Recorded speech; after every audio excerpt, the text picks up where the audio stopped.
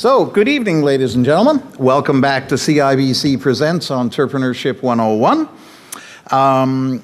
Before we start, what I promise you is going to be a very exciting lecture.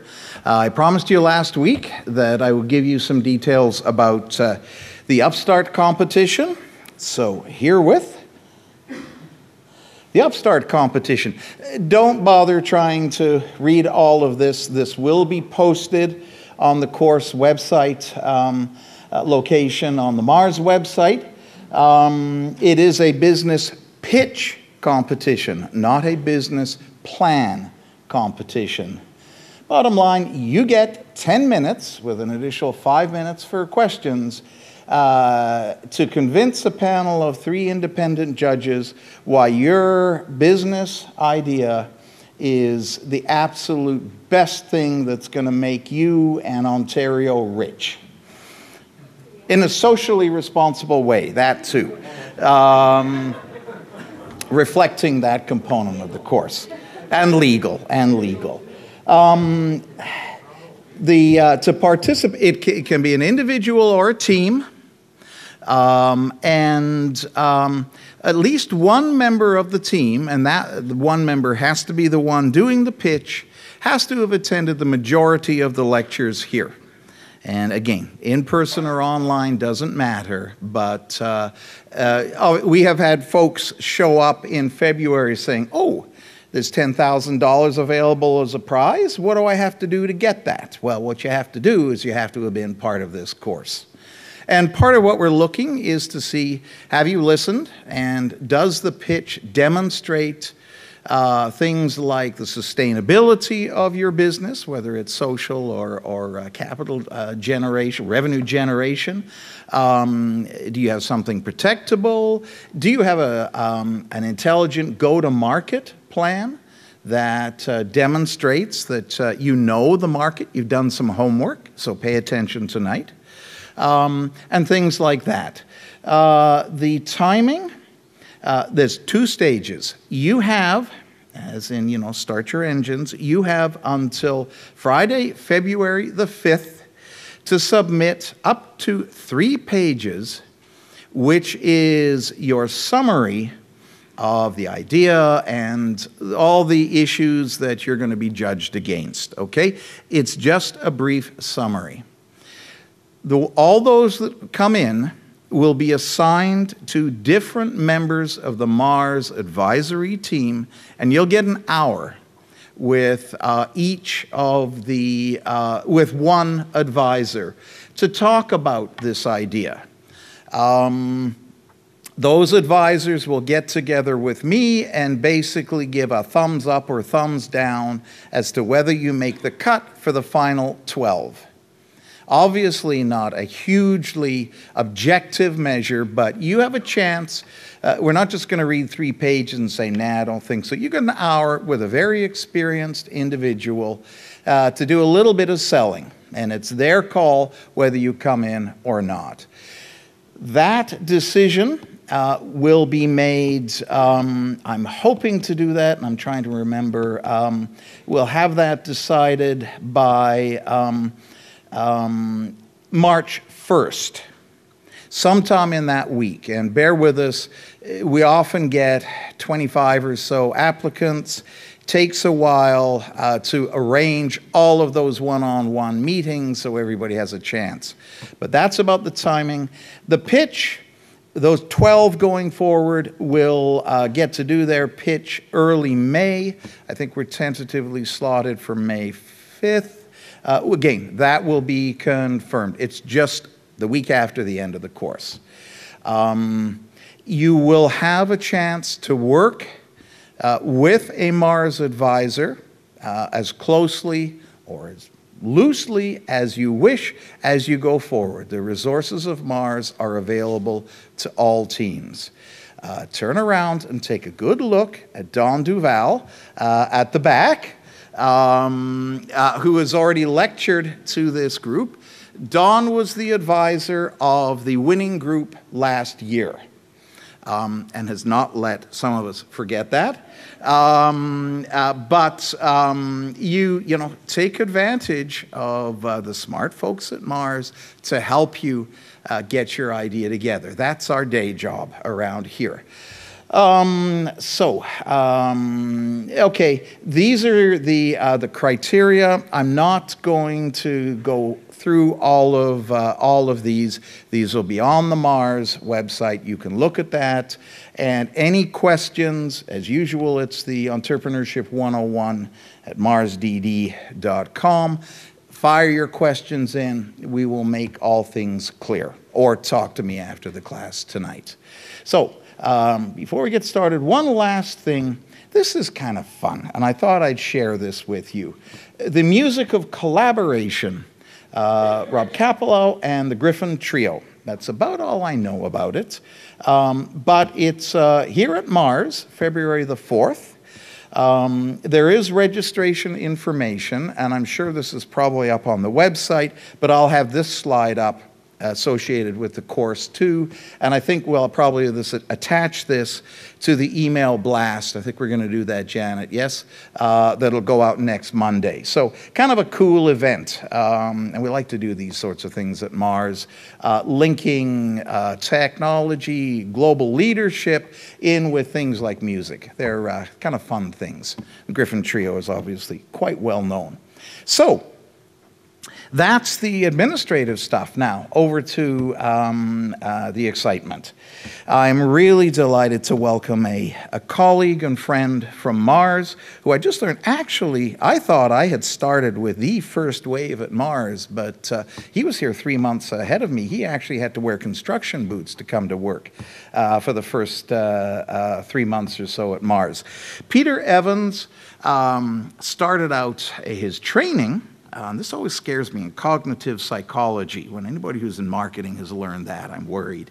But also in telecommunications management. I'm not sure how you do a double major in those two, and I've never asked him that. But that was at U of T and at Ryerson, and he followed up with an MBA from Queen's University. He's really had an interesting career. He spent over 15 years working in early stage venture-backed tech startups and as well as publicly traded corporations in software, internet services, online media, and telecom. Prior to that, he'd worked in major account sales and product management, research, and senior marketing roles in telecom and with companies like Simpatico, Flow Network, and PlateSpin.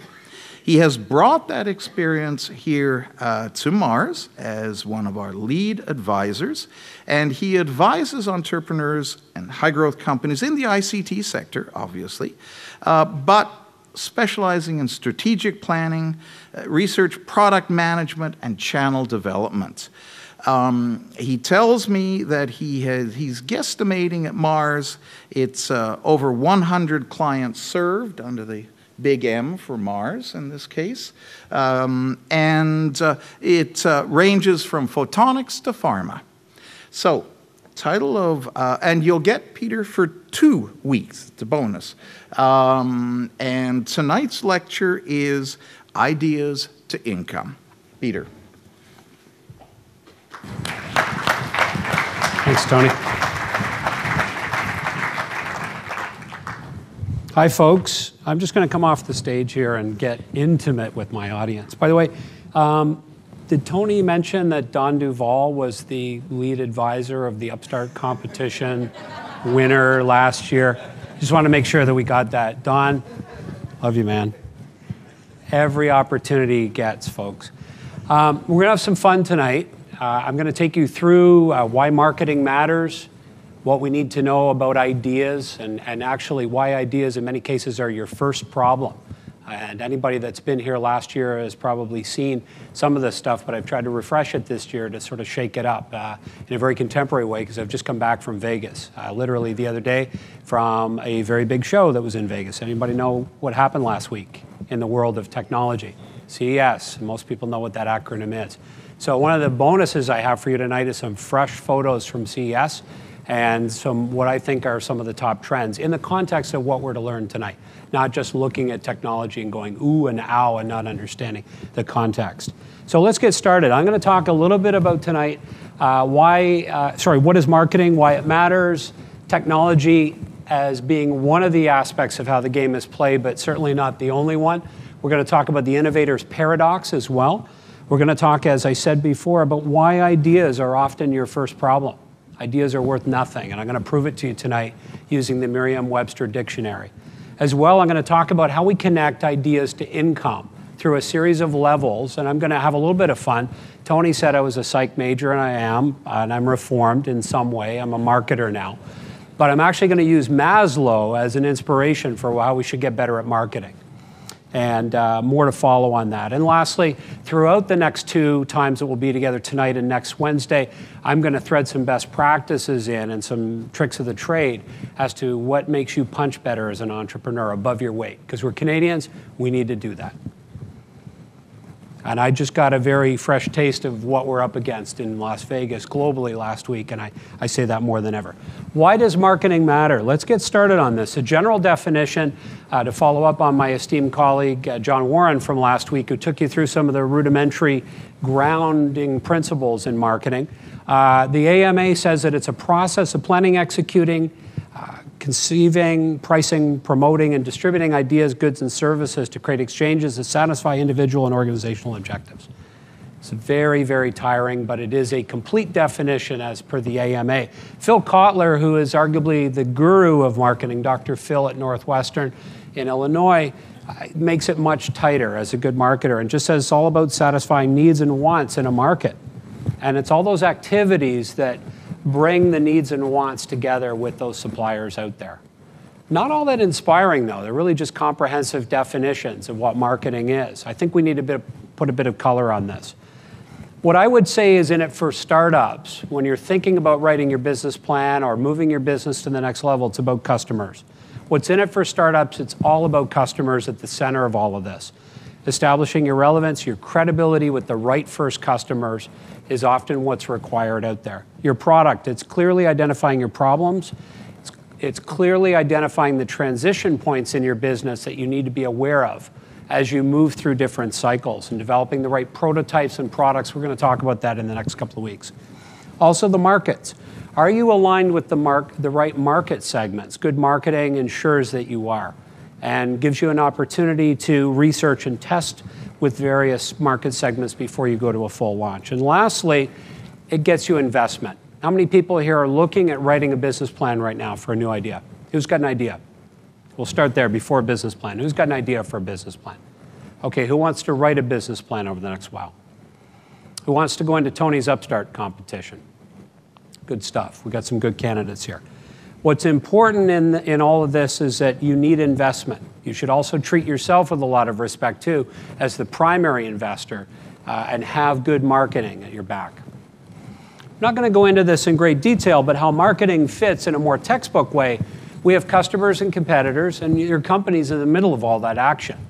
And all this diagram says is that you've got to figure out how you're going to differentiate your product against some given customer segments that are out there that could potentially buy it. You're looking at the company fit. You're also looking at the product fit. And the whole notion of fitting into that complex marketplace is how marketing helps you find your way. Again, fairly academic. When we look at marketing in the context of strategic planning, there's 4 major questions that need to be addressed. Where are we today? What's our business potential? What's our desired state? What do we want to be? And lastly, how will we get there in terms of a plan? The hard part's in the middle. Somewhere between planning, over here on the left, and execution on the right, these are the big areas where we have problems around markets, customers, competitors, partners, and suppliers, and where we try to re-optimize our business, if we've got an existing business, or completely reconstruct market boundaries if we're going into something that's more disruptive as a product. This is where the money's made in the middle. Again, some of this stuff I'll be moving through very quickly, but I'm going to leave it in there as reference materials for you as you're writing a market plan or a business plan. Here's a much simpler view. A nice classic 2x2 matrix, and it's all about who cares, why you at the end of the day. This is very much about customer relevance and competitive differentiation. What quadrant do we want to be in here? Top right. At the end of the day, we want people to care, and we want it to be us, not our competitors. This is all about relevance and differentiation. So why marketing matters? Back to the investor who's looking at your business plan or the upstart competition judges. There's 14 slides in the official Mars investor presentation deck. For a full deck, there's about 14 major areas of your business that you have to outline. 50% of those slides are marketing related. That's why it matters. At the end of the day, let me prove that to you. Of these 14 slides that are on the deck, the ones in blue actually have a lot to do with marketing. Sure, we've got some areas where we're counting the money. We've got some areas where we're providing an overview of the team. We've got some areas that we're providing financial projections and also some areas around intellectual property. But the vast majority of what you need to know that goes into a business plan has got a lot to do with marketing. Because marketing is product management, it's envisioning new products, it's connecting with the research that you've done or others have done and analysts have done in the market to envision what you need to build. That's what product management is all about. It's about defining a functional specification that meets the requirements of a target market. So one of the things I'm not going to go into too much over the next 2 weeks is a lot of brand type stuff. More for consumer packaged goods, more for established companies that are already in market. Brand is important. I'm going to talk about it just a little bit. Also, social marketing is important as well, social networking. It's just a channel, it's a media channel that you get your brand and your message out, and you get, I'll talk about direct marketing and some other ways that you can actually market your product. But what I'm going to primarily focus on is making sure that before you actually go to market and you build brand and you buy ads, whether it's Google AdWords or you're putting a brochure together, that you're on trend, that you're on track, that you're customer relevant, that you're competitively differentiated, and you've really thought through some of the more important building blocks for your venture. So let's get started on that. The innovator's paradox for me is all about the following two problems. I said ideas are worth nothing. And to prove it to you, I want to play a little party trick with you. And I want to take something from the dictionary, straight from Merriam-Webster's dictionary. An idea is an appearance. It's a thing as opposed to reality. It's a conception existing in the mind, a thought, a mental image, a notion, an opinion, view, or belief. Groundless supposition, even the word fantasy that's in there. Has anybody brought you an idea, a business idea, that they thought was really, really great, and you're thinking fantasy in your mind? Not that kind of fantasy. I mean, fantasy in the context of the definition we're talking about here. A hazy perception, a vague impression, fanciful notion, or inkling. This Webster definition is not all that encouraging in terms of how ideas move. We need more. We need more of a construct to bring that idea to fruition. So what do? I want to show you another reason why we have an innovator's paradox, because it really starts with technology. How many people believe that a great technology business starts with technology? Oh, we've got one in the back. Two. Okay, this is good. Flat earthers. Just joking. I want to prove to you how not all technologies can spark the creation of a business. First of all, you've got a technology. Let's think about it as core IP. It's an algorithm, for instance, or a molecule. That doesn't equal a product. And a product doesn't equal a company. And I would never call a company a business until it's really viable, it's sustainable, it's making money, it's making profits. You either have investors as a constituent, or you are the investor that needs to make money on this. And that's how I separate a company from a business. There's actually a financial model in place. Now let me show you how the paradox works.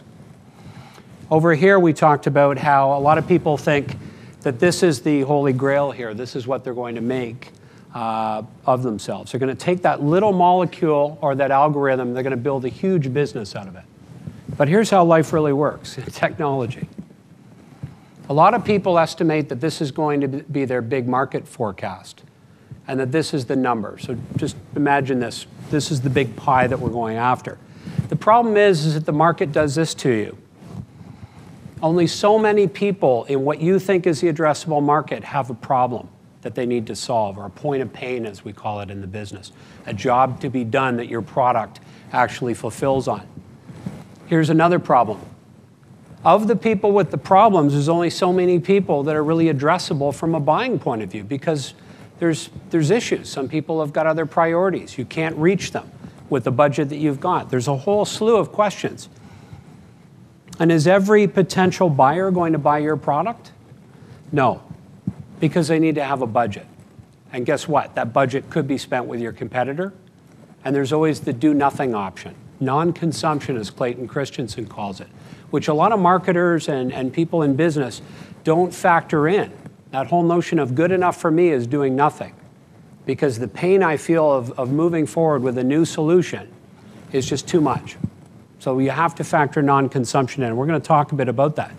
So what we've got is opportunities where we've got to align technology with the fundamental market that's out there. But that's only half the story. We've got to develop a value proposition that aligns our product with problems that customers really have in those target markets that we're going after. We need a distribution strategy that aligns those potential buyers with our company that we've formed around this. And lastly, we need a financial model that aligns those budgets that are going to be spent against a profitable business that is sustainable over the long run. Isn't this great? It actually does a really great job, and I have to credit the Neoset Ventures guys with this model. It's not mine. I use it, though, as a way of burning into people the importance of getting that alignment right, especially when you're working with engineers, when you're working with scientists, technical people who are immensely qualified at developing that early stage technology. But they have to understand that what they have may only just be a quick licensing agreement. It may not spawn the generation of an entire company, or let alone a sustainable business over time. It's sobering, but it's okay. We just need to understand where we are in the cycle, and we need to understand what our options are. We need a system for thinking about marketing and bringing products to market that's simple to understand, and it's actually aligned with how the market works. And I'm going to show you that tonight. First of all, I'm going to talk about what I call the market actualized startup. Now, what does that sound like? A Maslow hierarchy? What's the Maslow one? Where do you want to be at the top of the Maslow hierarchy? Self-actualized. Can anybody tell me what self-actualized means? It means you're happy. What else does it mean? Got a psych student in the back here, or a lover of psychology? Tell me what self-actualized means.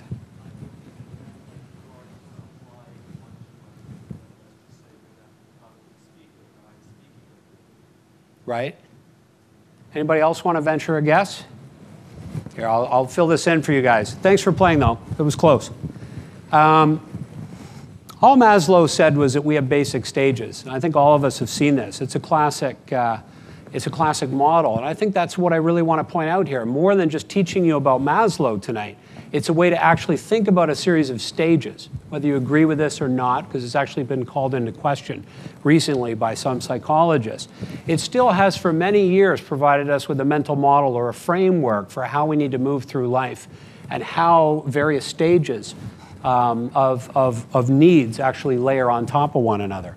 All the way from our physiological needs around breathing, food, and water, even just basic sleep, which I don't get enough of now, all the way through safety, love and belonging, esteem, and self-actualization, which at the end of the day is more of our moral center, our creativity. It's more Zen-like at the top. These are the people that are walking around among us like Tony Redpath. Ladies and gentlemen. What we need is a startup hierarchy of needs. What we need to understand is how the market-actualized startup works. So I put this together, and again, it's a party trick. I don't want anybody in the audience with an MBA or a big marketing background going, this is voodoo, because it kind of is in a way. It's not a linear model, but this just implies, though, that you've got to think about these stages as you walk through. On the left, we have our capabilities as a company or as an entrepreneur, what we bring to the party. On our right, we've got our opportunities, what the market will bring us if we satisfy those needs and wants of those consumers or those B2B customers or those B2G government customers that we're after in our target market. The first stage is being on trend. So let's talk a little bit about that. That's actually being on trend with the overall category, a macroeconomic market. Secondly, relevance is about customers. Differentiation is about competitors. Synchronization is about channels. It's about both on the supply side and on the distribution side. This is one of the most competitive areas right now of the market. Something called APIs, application program interfaces, are changing the way that we actually synchronize with distribution networks. One only needs to look at the popularity of iTunes and the App Store and cloud computing and bringing all those things together to understand that synchronization is the future and one of the most definitive areas that we're going to see changes in innovation. Also, engagement. Engagement is that brand zone. It's the notion of how you are locking in with customers and getting a conversation going on. I'm going to talk a little bit later about conversuasion and how it's becoming very, very important for something to learn as marketers, especially with the onset of social media and how popular it's becoming. So Twitter is here to stay, whether you like it or not. Facebook is here to stay. In some iteration, we will have that. And it's not a bad thing overall if you know how to work with it as a marketer. And lastly, I'm going to talk about sustainability in the context of economic impact, social impact, and environmental impact, the whole notion of a triple bottom line, and how that actually gives you better engagement with consumers over time, and how it gives you a more holistic sustainability. And Lisa Torman's going to come in after we're done on the 27th, I believe, to talk a little bit more about that in the context of our social innovation group. I am a newbie. I don't know what I'm talking about with regards to social innovation, but I will give it a bit of a flavor and be observant of that, because I've been learning a lot from our social innovation group over the past 4 years as I've been working with Allison Hewitt and her team. So I tend to blend this in. I'm a convert. So let's talk a little bit about markets and being on trend. Has anybody seen successories before, those posters you see in people's offices? I tend to run when I see them in people's offices. It just, I could name some companies, but I won't. But I thought we'd have a little bit of fun with it, because I am a bit of a fan of models that people understand. So I want to burn something in when we talk about trends. And I want to quote Dr. Ilse Turnicht here, because she has this lovely line that from her days as a venture capitalist about turkeys and tornadoes and understanding the importance of that relationship. Because even a turkey will fly in a tornado. So be careful. Trends are your friend. Look for a wind at your back. Don't be fighting a headwind when you pick a marketplace. I'm going to talk to you a lot about that tonight, how you need to think about the product that you're going to launch in the context of all that craziness that's going on around you. Trend is your friend, and we'll come back to these. I've done 6 of these for you over the 2 lectures, and you can even frame them when you get home. It'll be lots of fun. This is CES, Consumer Electronics Show, shot through a very dirty window, and it still came out good. 7 megapixels for any technical people in the crowd. This is just an average day. You've got the media, you've got Engadget and CNET and Best Buy and all the big players there. The cabs are coming and going. There's 130,000 people around the world converging on this show for an insane 5 days, 6 days. I was there for 4. I wasn't counting at the end. But what I want to point out to you is just some of the things just to give you a flavor for some of the big trends that are coming up, and then we're going to actually digest some of these as we go along in terms of trends. So obviously, you come to a conference for sessions, lots of sessions, industry associations, talking about everything from digital health to IT standards, for power consumption and things like that people care about. E-readers are a big thing this year. This is Marvell, a semiconductor company that's building some of the internal hardware for the Kindle. If you think the Kindle was interesting, you got to see what's coming. It'll blow your mind. I'll leave it at that. Navtech. If you thought that Google Street View was cool for Toronto, wait till you see 3-dimensional street views. This is a laser that goes down your street and just zaps people. It's going to look like a sci-fi movie, I guess. That didn't come out right. I hope the Navtech people don't call us. But basically, Navtech, I don't think are completely out of the game because the game is changing yet again, and I guess they just got to drive all over the world again to do all this in 3D. The technology wasn't there a few years ago, but it's just coming out now. This is an Android-enabled microwave. I have one word to say about this. Why? And 3 more words. I don't know. And I'll talk to you afterwards if you do know. This is completely wireless HD TV. And there was just wireless last year. Now it's completely wireless. And what completely wireless is about is there's no power, as well as no cable connection or anything. What's great about this, and you'd have to be a physicist to know it completely, I guess, but inductive power is here. And it's starting to move as a platform across many, many different appliances. Very exciting. This thing was actually getting 110 volts. No batteries, no voodoo. It was working perfectly. This is the Yogan charger. One of the coolest things, and was voted best in show by some of the media outlets. And I may actually have some samples next week if you listen up and you play our game. I'm going to give you guys some homework later. I actually do have some samples of the Yogan charger. It's basically a ripcord charger that charges your BlackBerry or your iPhone, your smartphone. Generates a lot of electricity in this thing. Very, very cool. We've already seen this with free play and a number of manufacturers bringing wind-up into the marketplace, but Yogan was one of the toasts of that. Was it on trend a few years ago? Not as much as it is now. Notice what color it is? This is an environmental trend that's really hitting us in all sorts of different products. We're going to talk a little bit about that. If you got good at Guitar Hero just this Christmas, you're really going to be out of it by next year, because Guitar Hero is changing completely next year, because every single string and fret on the guitar will now be enabled in Guitar Hero and other games like that. This is basically an interface for Guitar Hero and various other games, and you can basically change this $200 guitar into a Martin or a Gibson or whatever you want and play. So the only people very upset in the room about this are Don Duvall and myself as guitarists. I tend to collect guitars, and the game's over now. Twitter-enabled TVs, so widgets. The internet is bonding with TV now, so we're going to be able to see more interactive things happening to TV, because they need to integrate more things in this to make it interesting for people that are buying cheaper TVs. At the high end, we've got 3D TV. We've also got power management coming in.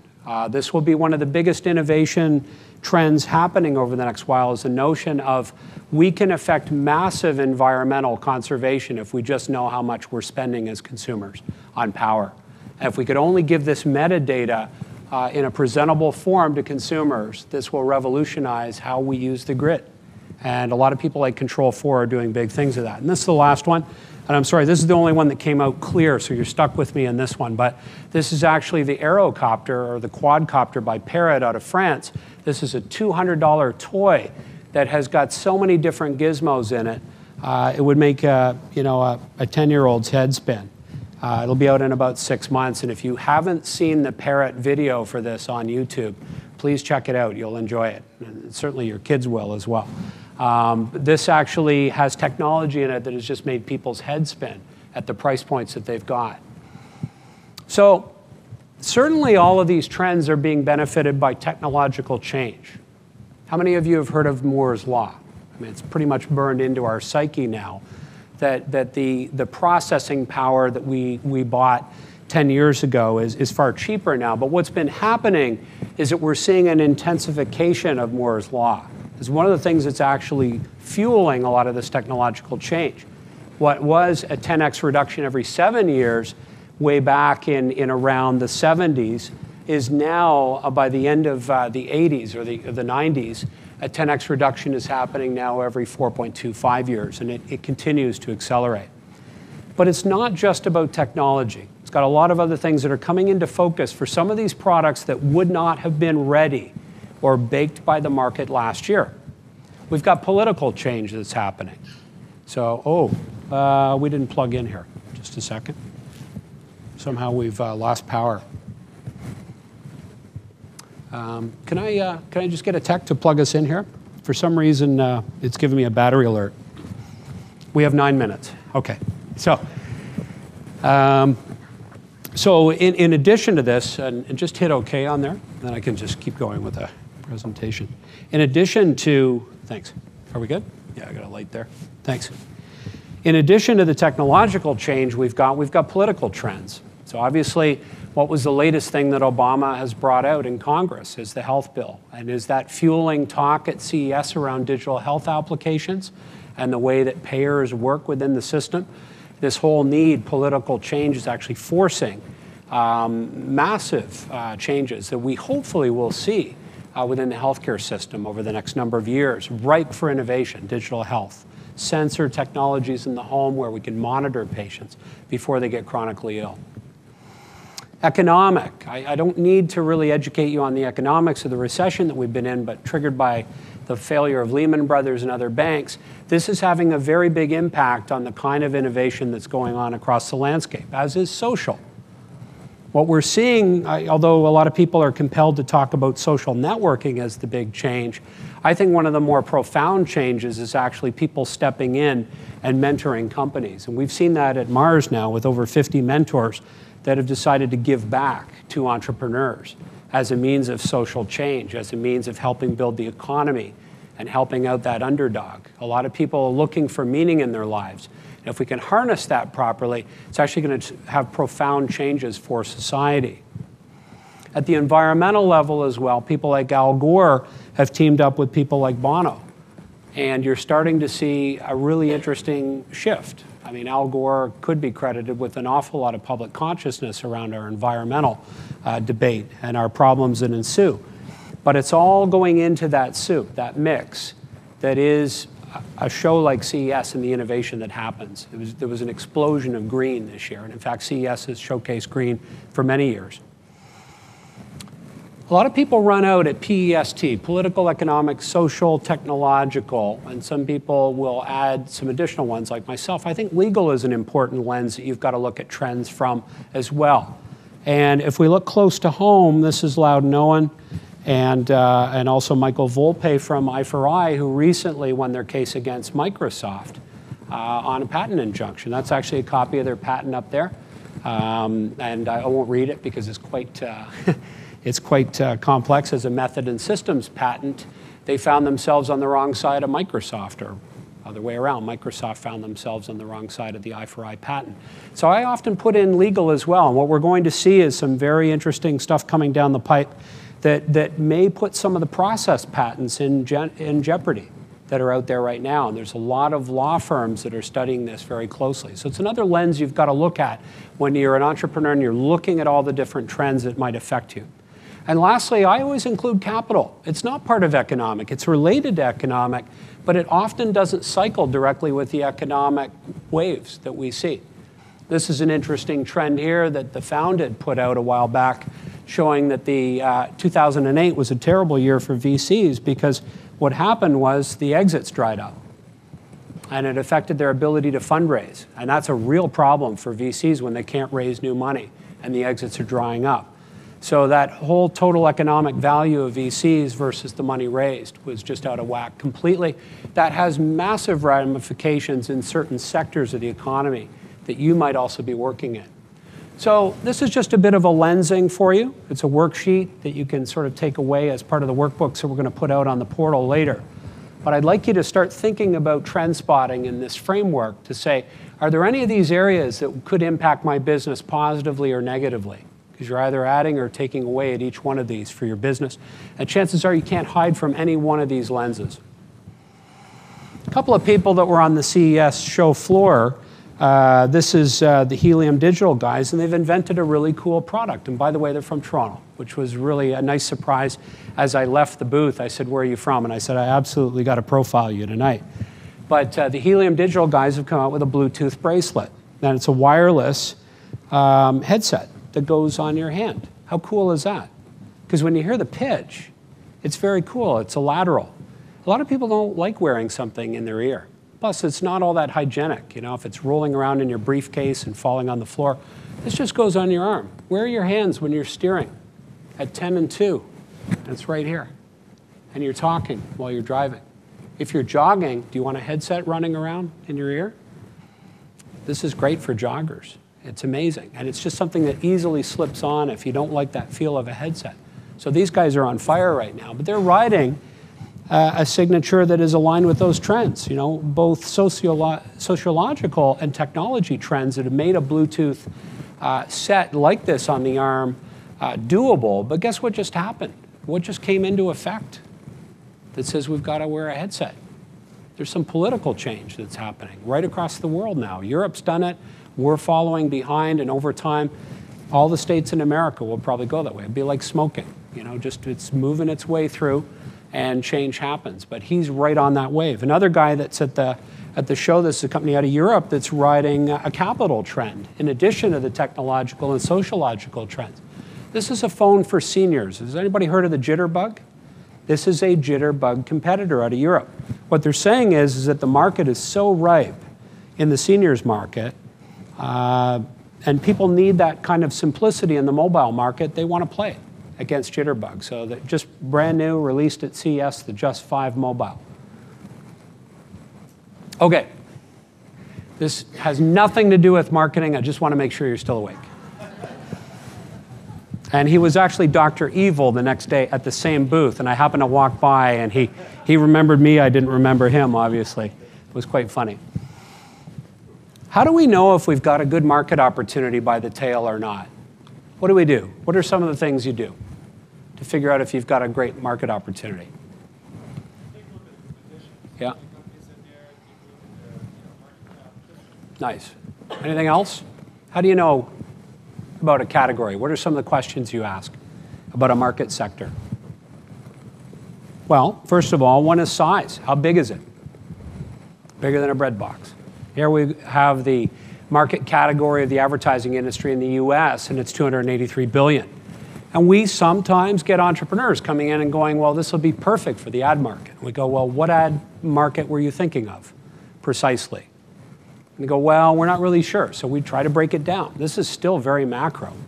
But you can see that each one of these numbers represents some really big numbers unto themselves. Each one of these categories represent very big numbers.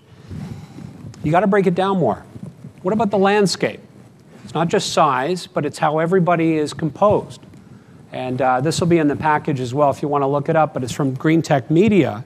Chances are in the market that you want to enter, there's an analyst firm that's tracking this and drawing out the category. They do this full time. You don't need to, draw out the whole category. And this is what good analysts do. They can say that it's not just about clean tech as a blob.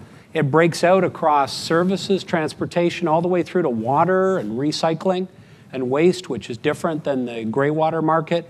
And then what are some of the uses across personal, residential, commercial, industrial, and government and utility?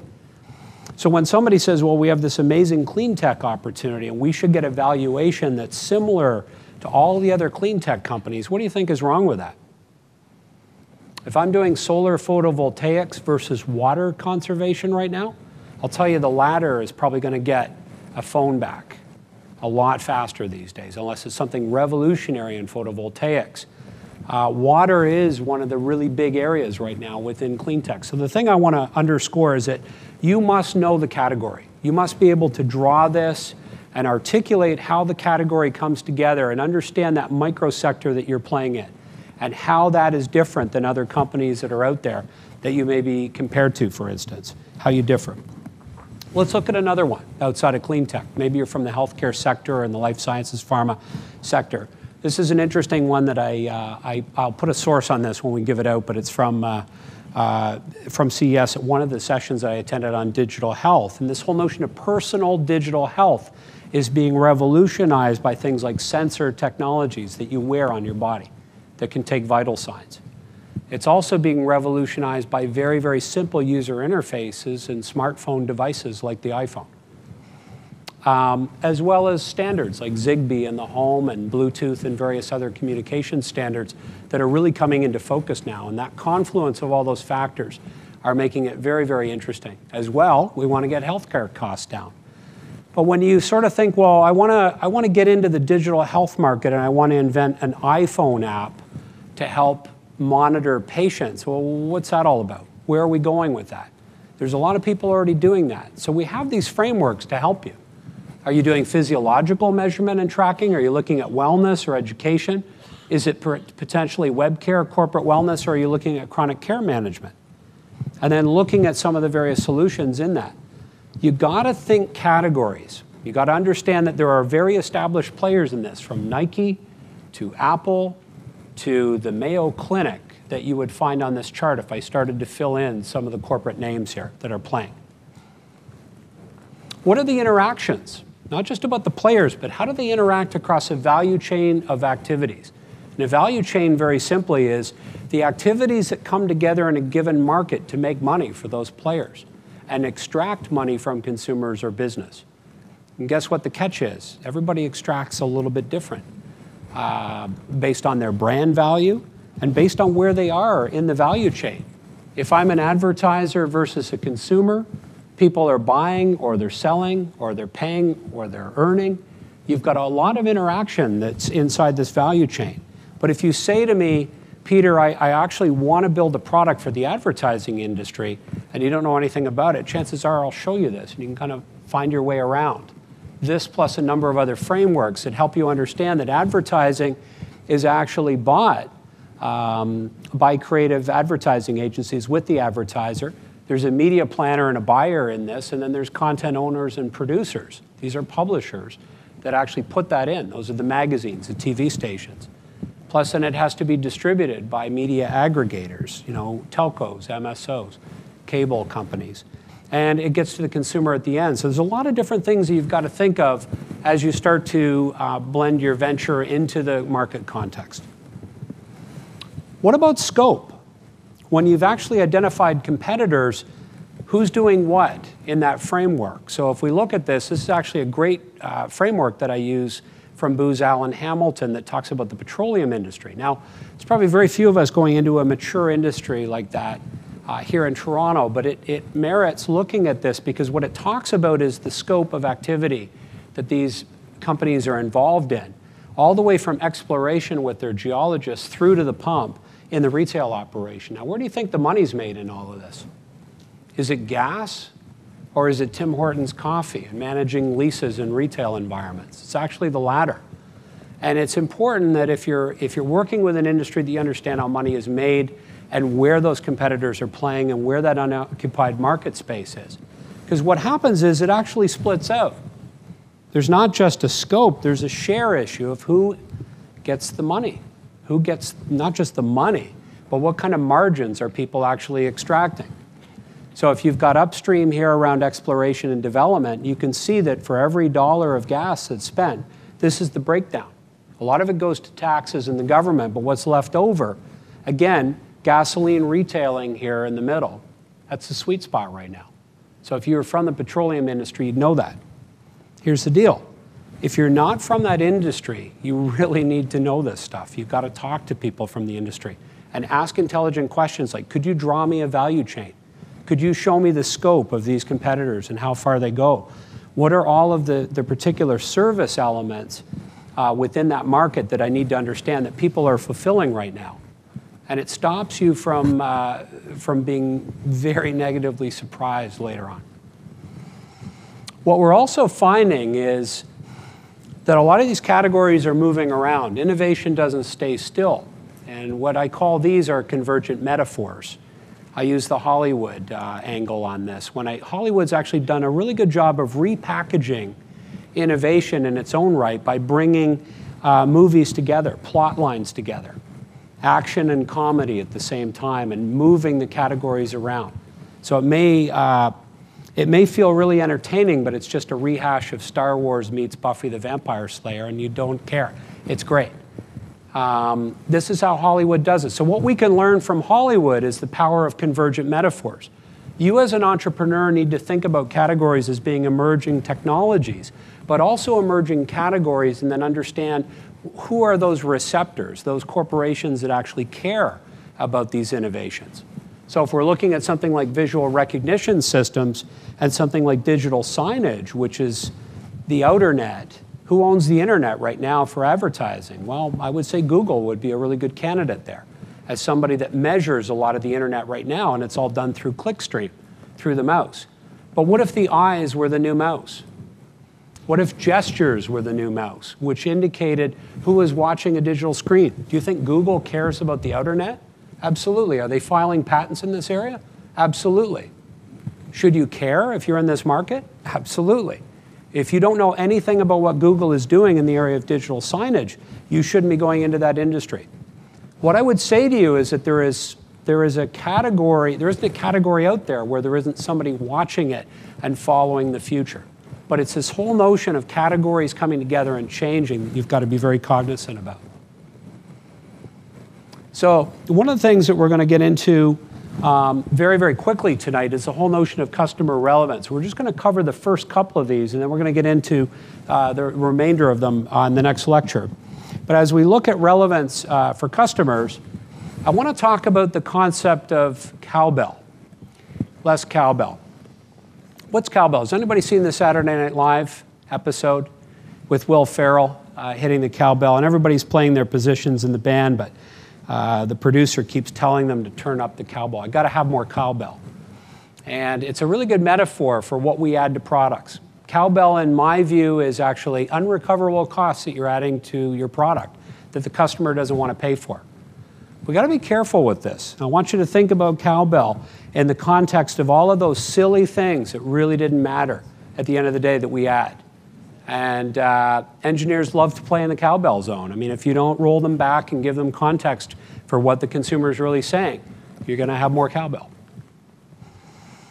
I want you to think about innovation strategically, and I want you to take a playbook from one of the top guys in the world at this, Larry Keeley from Doblin Group, who's one of my heroes when it comes to strategy. I think he's right on the money when he says we have a big problem right now, and that we're not actually at the edges of innovation. We're all in the center, and we're duking it out on product features. We're talking about offering and process, but we're not looking at business models well enough, and we're not actually looking at the customer experience in the way that we need to. And let me explain that to you. Basically, what we've got up here are financial elements, our business model, how we bring a network of suppliers together, processes around our enabling and core processes, how we actually make our product. For instance, Google is quite good at that. Amazon is very good at that. And then the offering around product performance. This is, better, faster. It's the engineering zone. It's about just pushing the performance envelope of the product. But ironically, it's counterintuitive. A lot of that stuff isn't getting you traction in the marketplace these days. It's more disruptive, more enlightened innovation that's actually taking place at the edges that we should be looking at. The whole notion of delivery around how we work with our channels, how we do things around branding, and also how we look at the customer experience in Larry Keeley's mind is much more defining for a lot of innovation today and actually gives you more payoff for what you put into it. And let me explain that to you with a couple of real-world examples. To illustrate this problem we have with the companies that Doblin Group looked at in America, they said the place where everybody's actually doing all the work right now with their engineers is up here. God, does my hair really look like that? Jeez. It's the last time I take the stage. The problem is we don't have enough going on in the edges around the way that we look at the business model, and on the other side, the customer experience as an example. And what Keeley actually has done is profiled the actual payoff and the relative value created over the past 10 years on their companies. And what you have is this incredible inverse effect. This is the relative payoff here on projects that are more defined by product performance with your engineers. So that better and faster product that you've had in development through all those dot releases is not necessarily paying off in the way you might think it would. Ironically, 90% of the value is actually derived from 2% of the projects that are being undertaken in innovation. These are innovation projects that Doblin's been tracking in corporate America.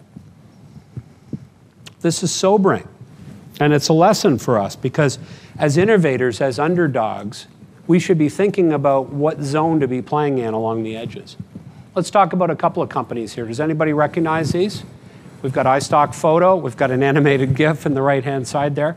That's a glitch, but additional advertising for the Canadian Cancer Society. iStock Photo, which was bought by Getty Images, Eventful in the Web 2.0 space, Amazon, Google, Apple, Lance Armstrong Foundation. Zappos Shoes, which was bought by Amazon recently, BlackBerry, we all know, the rim guys, and Heavenly Bed, which is actually a really interesting platform that Starwood Resorts brought out, where it's legendary, the story of the Heavenly Bed. Anybody that's actually slept on one at a Starwood hotel like Sheraton? I'll tell you a bit about it in a second, real quick. This is how it all stacks up. How the enterprise makes money in the business model is all about what iStock Photo did. iStock Photo revolutionized how photos were bought and sold. You didn't have to be a professional photographer to put photos into the network. And how much was an iStock photo when it first started out? You could get a photo for less than $1. Now it's gone up market and it's gotten better quality, but that model was unheard of in the stock photo industry. Eventful is doing networking where they're actually doing one simple application with consumers. Tell us your favorite band, tell us where you're located with a postal code or a zip code, and we'll tell you when they're playing in town. What do they do with that data? Led Zeppelin uses the Eventful platform to actually look at demand generation data, and they plan their whole concert tour in the US off Eventful. I couldn't believe it when I heard this. I actually was talking to somebody from Led Zeppelin's crew at a conference I was at in LA, and he was singing their praises, saying this little Web 2.0 site is giving Led Zeppelin all the information they need to know on which locations to plant. But it gets better. With that data, once the bands start to use it, who else is coming in? The lighting companies, the staging, the catering. They're building out a whole supply chain management system for the music industry on Eventful, all based on one core piece of data, which is what is the fan base doing. They're starting to roll out more and more metadata. What Larry Keeley talks about is a really beautiful model. If you've got a pen and paper right now, just draw a circle and put inside there metadata, and draw another circle around that and put logic layer. Then draw another circle around that and actually call that the user interface. What he's saying that will define a lot of companies is how you look at metadata and how you collect it and how you use it and how you define a logic layer to process that data, and then a user interface to serve it up to consumers, which is what Eventful's done beautifully in spades, is going to define how a lot of innovation gets done. Because there's a lot of data out there. It just needs to be organized properly for a lot of different people that would love to pay for it. I think Eventful is one of the most amazing things I've heard of lately because it's so simple. And I got suckered. I was already a customer. And I typed in Steely Dan and I said, yeah, okay, I'll let you know. I'm a Steely Dan fan and here's my postal code and I'm a customer. But I had no idea how my data was being used. Amazon, from a point of view of the next phase in process enabling processes, has an assembled capabilities view. At the company I was at in the late 90s at Flow Network, we tried to break into Amazon many times with our sales force to sell them. We had already landed Barnes & Noble in the US, and we thought we'd go to them with our technology. The problem was Amazon was already building that technology, and it was a lot of the technology that enabled them to get more into the cloud infrastructure.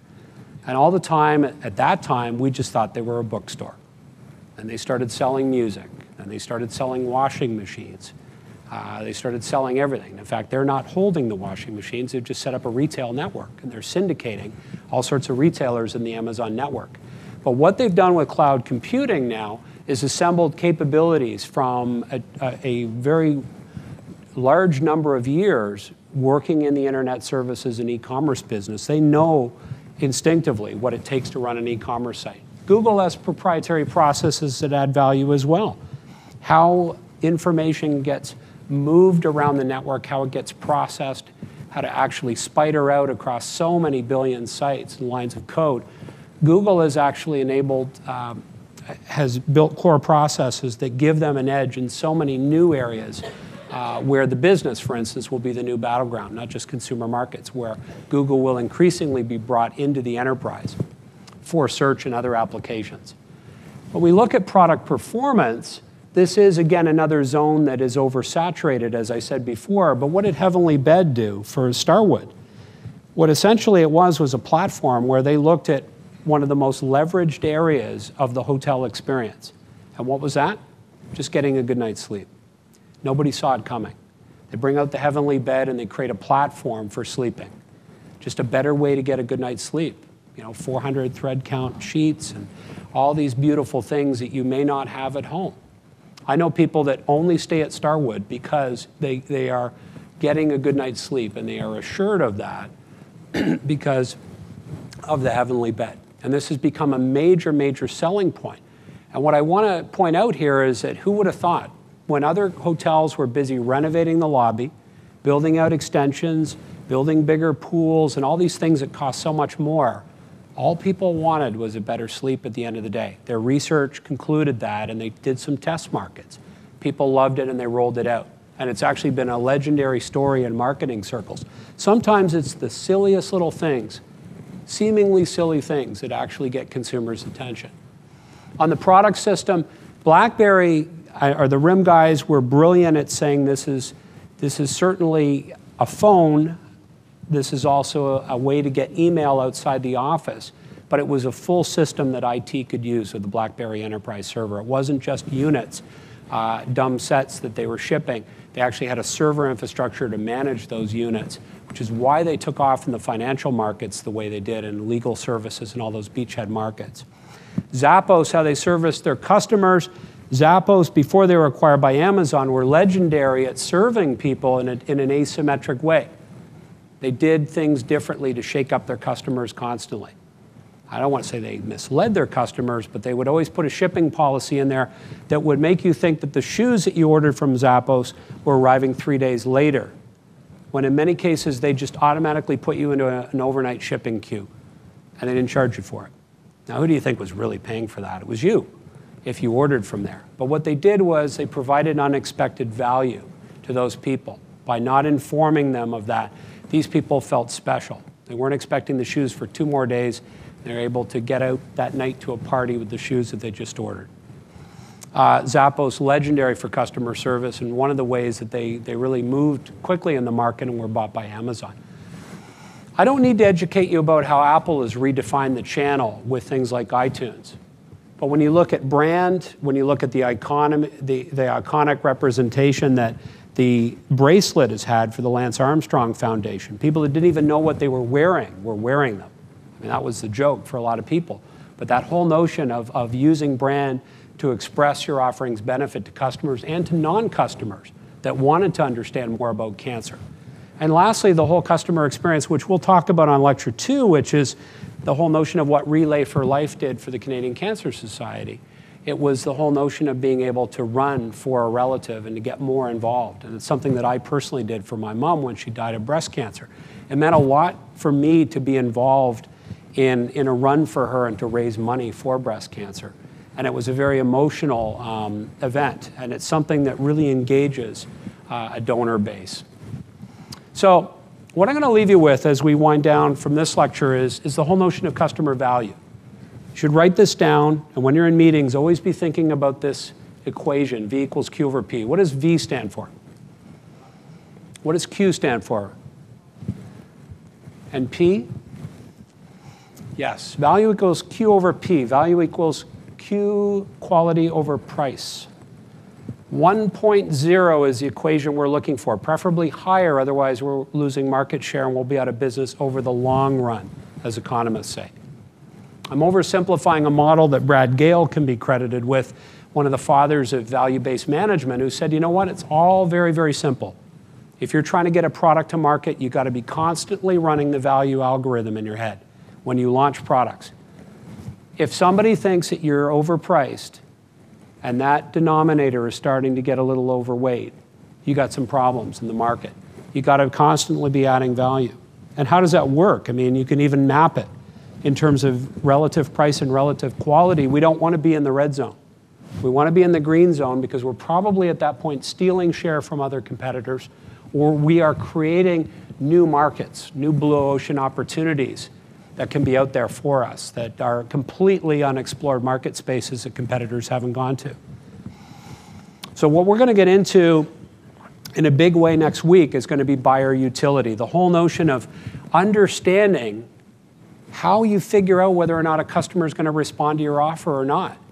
And it's really simple. When you think about it as psychology, back to the psychology thing, people have needs. They have needs for productivity. They have needs for simplicity. Convenience, safety, and risk. This is for businesses as well. They have need for fun and image, luxury products. It's a big zone for them. They have a need to be environmentally friendly. If they're buying Priuses. And lastly, they have a need to be socially responsible. And what's interesting is that those needs are actually drivers that map to the customer experience. It's really over a cycle of the product. From the time that they actually go out and evaluate a product, when they try a product, and when they also recommend a product. That's becoming very, very big with social media. The recommendation from a friend. It's becoming the biggest way that many products are sold now is by peer-to-peer recommendation. How they purchase the product, how it gets delivered to them, how they use it, how they supplement it with other products. If you want to see a platform for supplements, the one in my mind that's explosive when I go to CES is Apple. Apple wasn't even exhibiting at the show, and everybody would instinctively say, now let me show you what we do with the iPod. Is that cool or what? I've never seen so many cases. I've never seen so many jacks that you can plug your iPod into, and accessories. That's what supplements is all about. You know you've got a platform that people are building things for your product. And lastly, how do you maintain it? How do you service it? And lastly, how do you dispose of it? And what you'll see is in this bottom quadrant over here, or this bottom area, that whole notion of lining up environmentally friendly products with the disposal. This is very big for companies like Procter & Gamble. So what's really interesting is how this all splits out. What I've done is I've given you just some things you can think about in the slide deck for how you would evaluate these areas of the customer experience cycle from that early evaluation of a product right to when you dispose of it and put it in the trash can. But then how do companies actually perform on this? These aren't the only areas of coverage, but something that to just give you a sense of how companies perform and who's going out there on some primary benefits. You'll see that Timberland is very big on environmental friendliness at purchase. The best place to tell you that a shoe has a certain carbon footprint and that it wasn't manufactured in a factory that sources child labor is probably at the point of purchase, not after purchase, correct? Because it's used by Timberland as a really great way to create differentiation. And also there's a certain corporate and social responsibility that Timberland has. But you can see there that it's very important at the point of purchase for Timberland to have that on their label. Companies like Bose are in the market with very, very asymmetric retail strategies when they deliver the product and how you actually receive it through the mail. Companies like Gmail are all about simplicity of use, Google. iTunes, ironically, the Apple iTunes product can pretty much go right across that entire customer experience spectrum. When you look at the whole notion of convenience and simplicity, they actually rule. They're one of the few companies or few product offerings, I've never seen this before, where they could almost go on every square. It's unbelievable. And it actually is a way of academically showing why a product takes off the way it does. What you want to do is align utility. The fundamental thing that a customer gets out of the product experience with all of those stages by which they're using the product. So we're done, but I have a homework assignment for you. I have some of those really neat pull chargers, those Yogan pull chargers from CES that I brought back. And they're so good I had to pay for them. I didn't get them as free samples. I want to point that out. If you can actually show me these fail tales here, these product flops, and give me, you first have to name them, and get back to me by email and tell me what you learned today and how it relates to the product failures that you see on the screen. What did these companies get wrong? I'll give you the names of them just in case you don't know. What's the first one? The Segway. So you can source names like Dean Kamen, who was the inventor of the Segway. I'll give you a hint on that. A massive PR blunder. Overhyped. Second one. What's the company that brought that out? Have they had some failures? Apple. Did they get it right recently? Quite right. I think they learned a lot from this. And lastly, does anybody recognize the third one? You and the 600 throwback there, sir. Pets.com. And what did Pets.com try to do? Sell dog food over the internet. That's the line, and obviously a lot of other pet like supplies. But so what I'd like to do, I'm going to have a little bit of fun because these are kind of neat. Because the Segway was quite an interesting innovation, overhyped. The Newton was definitely ahead of its time, and the last one was just plain stupid. It was classic internet buzz. And what I'd love to know is just your take on these. So what I'm going to do is I'm going to give away 3 prizes. You can pick whatever category you want to work on. Tell me what you learned, free associate, use as many frameworks as you can. Don't kill yourself, but I just want to get a sense of what you learned. Send me an email. And you can do it to this address here, pevans@marsdd.com. Nice, simple homework this time. Last year with the flying cars exercise, it might have been a little bit too much for everybody, even though we got a lot of really good entries. So next week, we're going to get into a number of things. We're going to move up the stack a little bit, and we're going to start to get into some other areas of the market. We're going to talk about market synchronization from a channels perspective. We're going to talk about brand. We're going to talk about engagement with customers, which is going to set up a base for Lisa Tormund to come in the following week. And we're going to talk a little bit about what it takes to sustain value. And that's about it. I look forward to seeing you next week. Thanks.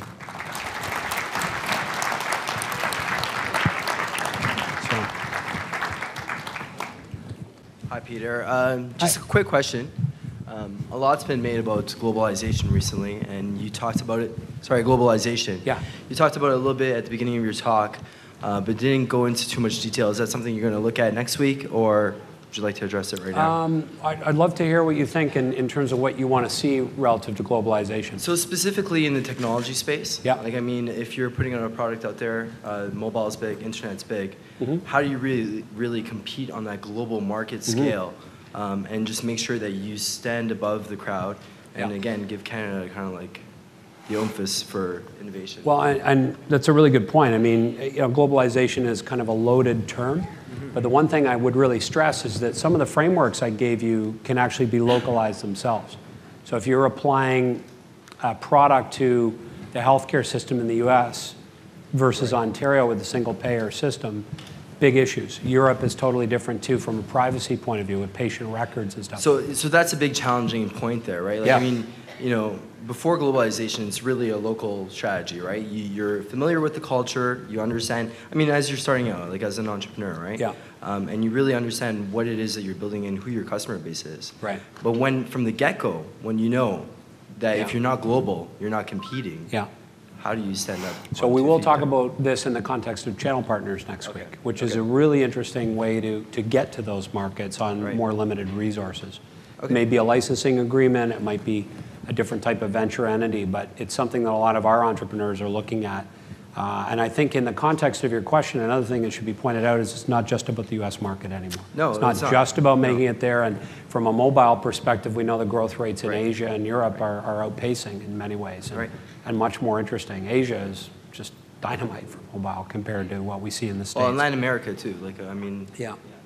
And I'm really down on mobile in the US because I couldn't get a signal at CES. So AT&T is not. That's what it's really all about. So.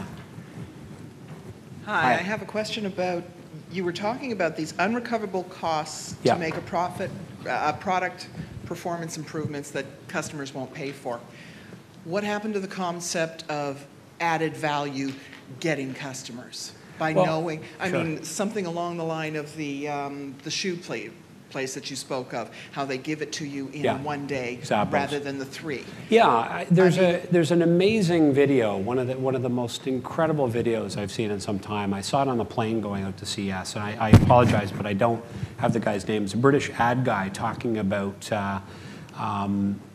value that is not easily quantified, but the consumer responds to. And I think he described it as intangible value or something. But what he was really talking about was the essence of how to work with consumers to make them feel like they're having a better experience without really adding a lot of cost to the product. It's doing things a little bit differently.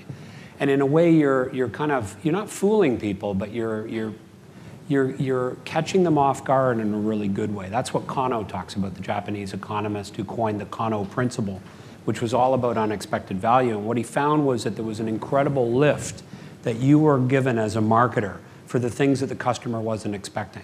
So if I get a Christmas card from PricewaterhouseCoopers and I expect that from most service providers. Everybody sends me one. Well, not everybody, but this year was a bit light. But you know, a lot of the service providers do that. And you go, oh God, killing more trees. And it's great to hear from everybody. But what if the service providers were to do something different? And here's a tip. Why wouldn't you send me something in the first quarter, like a have a great quarter card? And you'll get my attention. It's totally different. And it speaks to, you know, the new year, maybe something for the longest day of the year and doing a promotion around that and having some sort of customer engagement. Again, these may sound frivolous, but they're ways to get noticed and to engage customers. So it's the notion of asymmetric competition and understanding that there isn't a linear equation between $1 of cost and $1 of perceived value. Sometimes $1 of cost can be $15 worth of perceived value if you do it on the right dimension. And this is the one thing we'll talk about next week, is that you often don't know as an entrepreneur what's going to resonate the most, which is why you must test. You must fail on some things. You have to rapidly prototype. It's the old Guy Kawasaki, fail fast, fail cheap, fail often. It's a beautiful mantra.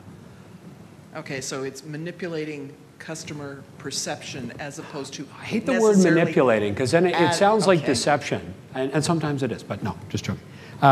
It is actually recognizing that people will value things in different ways. And it's just that simple as a concept, that what I get versus what I give is really out of whack with some companies. And companies that understand how to work with their customers to come up with an offering. And brands do this a lot too. This is why brands are important at every stage of your startup, in that brands create equity and added value that I get from buying an Apple appliance. What does Apple do versus a company like a SanDisk? SanDisk knows nothing about product packaging. They know nothing about the unveiling. That it's almost like a religious event. Designers tell me it is. When they buy a new Apple MacBook, you should go along. It's pretty amazing. The way that they open it and experience it, the way Apple puts all these lovely little things in there in the way that they do. They probably were laughed at by a lot of computer manufacturers, the other OEMs, because that was seemingly unrecoverable costs that they wouldn't get back in a really tight marketplace, you know, for margin. And it actually has added to the allure and the price premiums that Apple is able to get as a brand. So this is what it's about. It's not deceiving, it's not manipulating, it's recognizing that you need to be different. And where are you going to be different? Choose wisely. Be very careful. Hope that helps a bit. And we're going to talk more about this next week for sure. Any other questions? I can't believe everybody stayed. This is great. There are no drinks afterwards or pizza. That was a few years ago, I think. So. Hi. Hi, Peter, I have a question. Sure. You talk about looking at the subcategory. Be careful about which category you are competing in. Mm-hmm. I know that you are a known expert in blue ocean strategy. Yes. And I remember I attend your lecture. You talk about do not segment. Look at what people have in common. Yeah. So how do we reconcile We're actually going to do some blue ocean next week, which is a great little segue into next week's lecture, where we're going to talk about competition, and we're going to look about the notion of how do you differentiate yourself. In a crowded field, don't play a red ocean game where there's blood in the water and sharks all over the place. How do you swim to new waters that are bluer and open for you, unoccupied market space, which in many ways is stealing great ideas from other categories. So, which is really important. You know, Cirque du Soleil is used in the blue ocean strategy methodology, which we'll get into next week, but they're used as a good way. The metaphor for Cirque du Soleil is that they take all the best elements of a Broadway show, and they take all the best elements of a circus, and they leave the lousy elements of the circus for Barnum and Bailey, which is the animals. And the animals essentially create a lot of unrecoverable cost, which we just talked about. You know, PETA protesters, extra security, more veterinarians, more food, more risk, disgruntled employees, they smell, I could go on. But that whole notion of just taking animals out of the equation, people were probably saying, hey, it's not a circus, but they didn't care. They went, you know what, we think it's still got some elements of a circus. And then what they do is they save tens and hundreds of millions of dollars on that one element called animals, and they overinvest in the quality of the theater. I just came back from Vegas. They have 8 shows going on simultaneously in Las Vegas. And they're all packed, you know, some of them 3 weeks out. I mean, what's not to love about that model? It's one of the greatest exports we've ever had from Canada because they just played it fundamentally differently. And I don't think Cirque du Soleil really planned it that way. I think organically they have really have grown this the right way, and it's very authentic. It's not manipulative. But at the same time, you can go back and take some of those principles and be inspired by them. You know, what is counterintuitive that the engineers are screaming about that can't be taken out of the product, which potentially unleashes all sorts of other areas where you could be spending money where customers really care about that. Not to pick on engineers, but they like their functional spec, and sometimes we need to think completely out of our box with respect to those parameters that have been set by the industry that we work in. We need to look at other industries. I've had the pleasure of working for startups at Mars in the venture group now, probably at least 150 that I've seen. And I constantly borrow plays from photonics, from pharma, from digital media. I've worked in so many sectors that I'm changing gears all the time with the entrepreneur. I don't care what sector they're in sometimes when it comes to coming up with breakthrough innovation. It's very important because that's the new defining rule is creativity. And we'll talk a bit about this next week. I don't want to ramble too much. I could give you the whole blue ocean thing tonight, but I don't think you'd appreciate it. I could talk for hours. Thanks very much, folks. Appreciate you joining us. I'll see you next week.